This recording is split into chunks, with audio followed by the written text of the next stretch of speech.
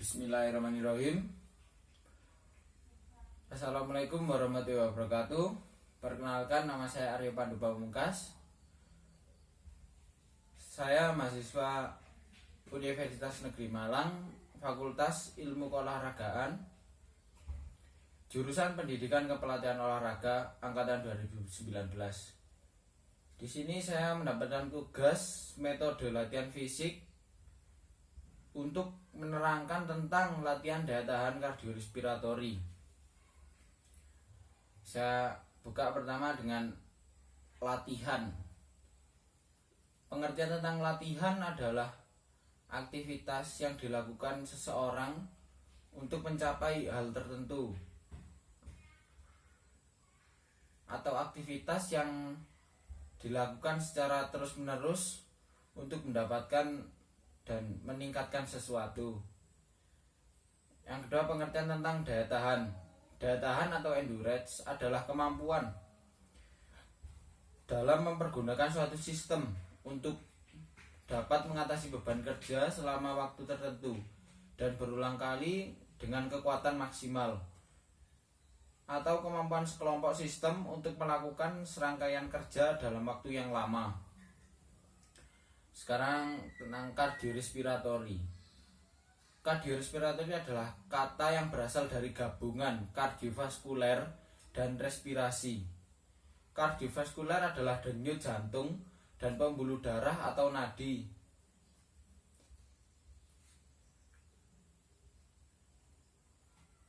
Sifat denyut nadi yang berpengaruh adalah kecepatan, cepat atau lambatnya, ukuran, besar atau kecilnya, jenis gelombang, memanjang atau memendek, irama, teratur atau tidak teratur, dan tegangan, lemah atau kuatnya.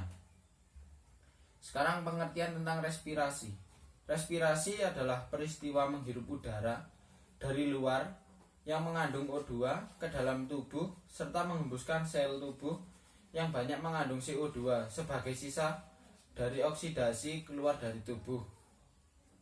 Faktor-faktor yang mempengaruhi frekuensi pernapasan adalah: 1. Umur, yang kedua jenis kelamin, yang ketiga suhu tubuh, yang keempat posisi tubuh, dan yang kelima adalah kegiatan tubuh.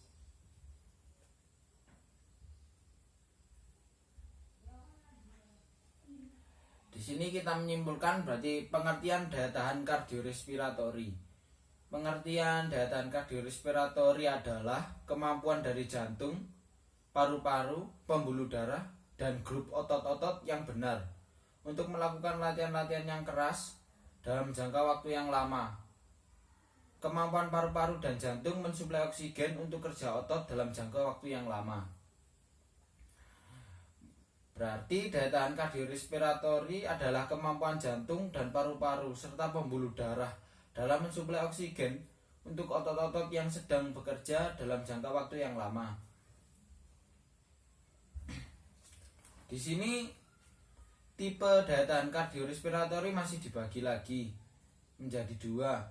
Yang pertama adalah daya tahan aerobik dan yang kedua adalah daya tahan anaerobik. Di sini saya akan menjelaskan tentang daya tahan aerobik. Daya tahan aerobik adalah kerja otot dan gerakan otot yang mempergunakan oksigen guna melepas energi dari bahan-bahan otot. Latihan aerobik menuntut kita untuk memperkuat sistem kardiorespiratori dan suatu peningkatan kemampuan dalam menggunakan oksigen di dalam otot. Daya tahan aerobik dapat dikembangkan melalui latihan lari terus menerus dan lari interval. Yang kedua akan menjelaskan tentang daya tahan anaerobik tanpa mempergunakan oksigen untuk melakukan kerja.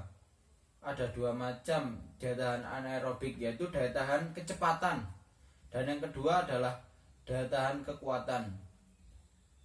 Mengembangkan daya tahan kecepatan membuat orang dapat berlari terus dengan kecepatan tinggi. Sedangkan daya tahan kekuatan, orang tetap dapat mengeluarkan tenaga meski telah mengeluarkan pembentukan asam laknat. Faktor yang mempengaruhi daya tahan kardiorespiratori. Di sini ada faktor-faktor yang dapat mempengaruhi daya tahan kardiorespiratori. Yang pertama adalah keturunan atau genetik. Yang kedua, umur atau usia. Yang ketiga adalah jenis kelamin. Yang keempat adalah aktivitas fisik atau kegiatan yang dilakukan. Yang kelima adalah latihan.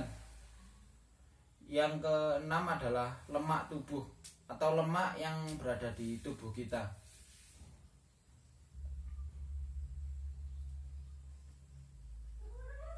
Manfaat-manfaat kebugaran kardiorespiratori. Di sini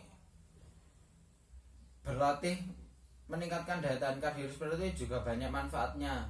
Yang pertama adalah berkurangnya resiko gangguan jantung dan pembuluh darah. Yang kedua adalah menjaga tekanan darah tetap normal. Dan yang ketiga adalah mengatur kadar lemak dalam darah. Yang keempat adalah meningkatkan VO2 max. Yang kelima, tulang-tulang atau persendian dan otot akan menjadi lebih kuat. Yang keenam, mengurangi resiko jantung koroner. Yang ketujuh, mengatasi kegemukan. Yang kedelapan adalah mengatasi diabetes. Dan yang kesembilan adalah mengatasi kanker.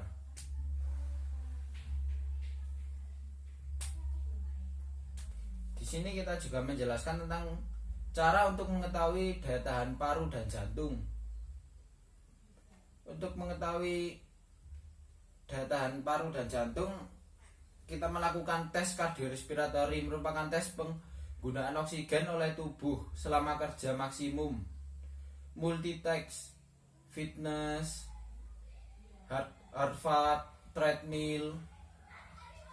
Tes adalah pemeriksaan untuk mengetahui kemampuan maksimal kerja jantung saat melakukan aktivitas. Di sini kita juga akan menjelaskan bagaimana caranya latihan untuk meningkatkan daya tahan kardiorespiratori.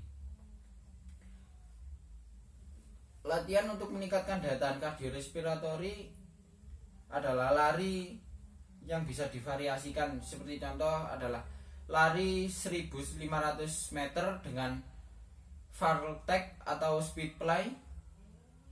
Fartlek latihan untuk memelihara kondisi tubuh dalam cabang olahraga apapun. Sebaiknya dilakukan di alam terbuka yang ada semak belukar, selokan untuk dilompati, tanah berpasir, tanah rumput, bukan di alam rata dengan pemandangan yang membosankan. Latihan di sini menggunakan variasi tempo. Terus juga ada lari naik turun bukit dengan jarak pendek 30 sampai 60 meter dengan dilakukan 5 sampai 10 kali pengulangan. Yang selanjutnya adalah lari lambat, kemudian semakin cepat dan semakin cepat sejauh 100 sampai 200 meter. Dan selanjutnya adalah lari ketahanan. Lari menggunakan jarak cukup jauh 10 sampai 12 km dengan kecepatan tetap atau stagnan. Berarti lari dengan kecepatan itu terus tanpa ada naik turunnya. Pengaruh latihan kardiovaskuler bagi jantung. Otot jantung ukurannya akan menjadi meningkat karena digunakan dengan tuntutan yang lebih besar, diletakkan pada jantung sebagai akibat dari aktivitas jasmani. Jumlah isi darah per denyut jantung lebih besar dipompakan ke seluruh tubuh daripada orang yang tidak terlatih. Individu yang terlatih mempunyai denyut jantung yang tidak cepat bila dibandingkan dengan orang yang tidak terlatih. Peningkatan tekanan darah pada orang terlatih lebih sedikit daripada orang yang tidak terlatih. Pengaruh latihan kardiorespiratori bagi sistem pernapasan.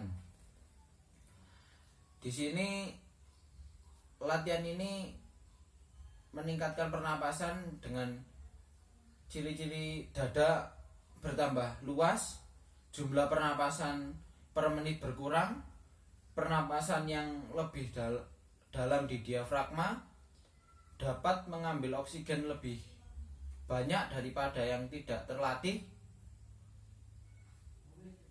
Kesimpulannya di sini adalah tentang latihan daya tahan kardiorespiratori adalah dengan melakukan latihan olahraga atau kegiatan fisik yang baik dan benar, berarti seluruh organ dipicu untuk menjalankan fungsinya, sehingga mampu beradaptasi terhadap setiap beban yang diberikan. Mungkin sekian penjelasan tentang latihan daya tahan kardiorespiratori. Jika ada kurangnya mohon maaf. Saya akhiri presentasi ini. Terima kasih. Assalamualaikum warahmatullahi wabarakatuh.